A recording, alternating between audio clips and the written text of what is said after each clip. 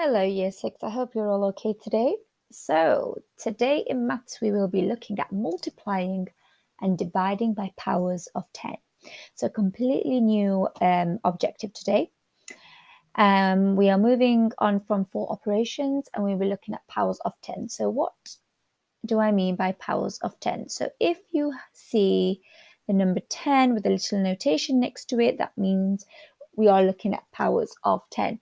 So this is powers of 10 to the first 10, so to the first, which just means 10. So to the power of 1 just means 10. But if we see 10 again, but with a little 2 next to it, this means it's 10 to the power of 2, or also known as 10 squared, which means you have to times 10 by itself twice. And so 10 times 10 equals 100. If we have 10 cubed, or 10 to the power of 3, or 10 to the third, whichever way you would like to say it, it is 10 times 10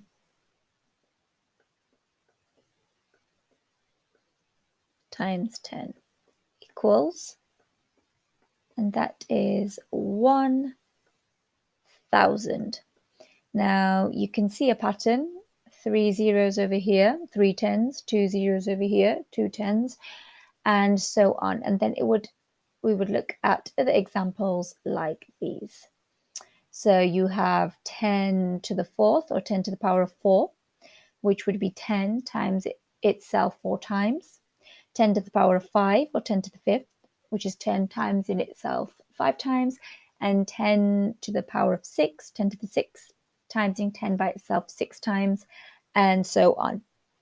So let's say we have an example. So we have to times 5.6 times 10 to the power of 2, or 10 squared.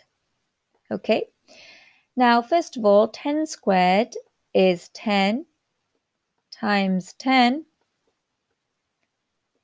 which is also 100. So 5.6 times 100. So to help us out, if we had a place value grid in front of us, we would have the tenths column, the units column, the tens column, and the hundreds column. So because there are 2 zeros, you would jump twice. So the 5 would go into the hundreds column, the 6 would go into the tenths column, and then we would add a 0 in the units column. So your answer would turn into 560. Okay. If you're still wanting to practice this a little bit more, I have attached a YouTube link to the class portfolio page, but it will also be on your class story page as well. And I would highly recommend watching it. He goes through a few examples that would really help you out and jog your memory. So that's your task today. We have 10 different questions. Some are multiplying, some are dividing. Please make sure you read the symbol.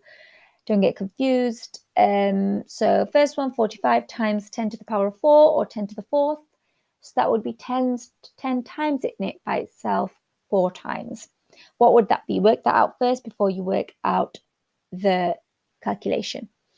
So please include these on your class story page for me so I can check your answers. I look forward to seeing them.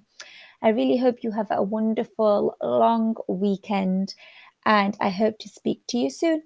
Goodbye.